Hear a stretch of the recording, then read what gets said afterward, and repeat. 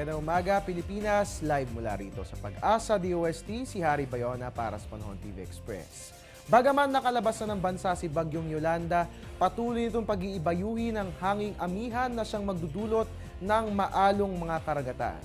Kaugnay niyan, inilabas ng Pag-asa ang gale warning at apektado pa rin nga po ang seaboards ng Northern Luzon na makararanas ng scattered rain showers or thunderstorms. Aabot nga po ang taas ng alon sa 3.4 to 4.5 meters at yan nga po partikular na aasahan sa mga baybayin ng Batanes, Calayan, Babuyan, Cagayan, Ilocos Norte, Ilocos Sur, La Union, Pangasinan at ganun din po yan sa Aurora at Isabela.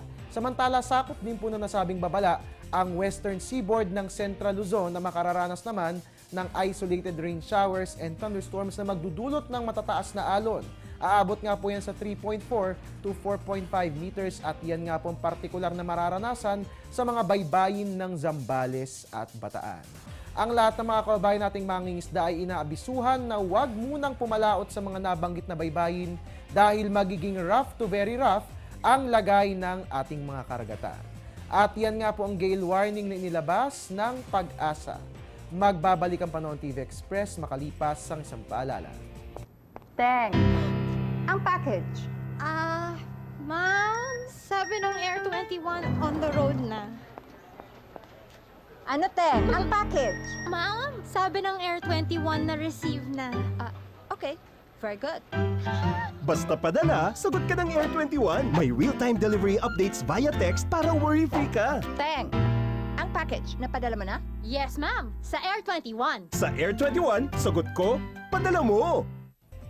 At patuloy po ang ating pagtulong sa mga kababayan nating nasa lanta ni Bagyong Yolanda. Kaugnay nga ng Air 21 ay tumatanggap po ng inyong mga donasyon. Mga kababayan, pwede nyo pong ibigay ang inyong mga luma pero magagamit pang damit. Ganon din ang mga pagkain na kagaya ng delata, biskwit at noodles, and of course, maiinom na tubig at mga gamot. Pwede nyo po niyang ibigay at ipipick up po yan ng Air 21. Para nga po sa inyong mga katanungan, pwede pong tawagan ang ating customer service hotline 854-2100. At mga kabayan, lagi po nating tatandaan na sa mga katulad na ganito mga panahon, kapag tayo merong maiaalay sa ating mga kababayan, atin pong pairalin ang pagbabayanihan. At yan po muna ang latest mula rito sa Pag-asa DOST. Ang tabayanan po, susunod din po makakasama si weather lover Amor La Rosa at siya nga po magbabantay sa lagay ng ating panahon ngayong hapon ng linggo.